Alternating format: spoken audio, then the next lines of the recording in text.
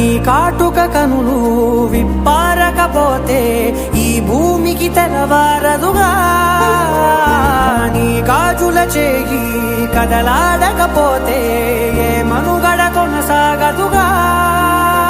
ప్రతి వరుసలో ప్రేమగా అందుకున్న బంధమా, అంతులేని నీశమా, అంచనాల కందుమా, ఆలయాలు కోరని ఆదిశక్తి రూపమా, నీవు లేని జగతిలో దీపమే వెలుగునా.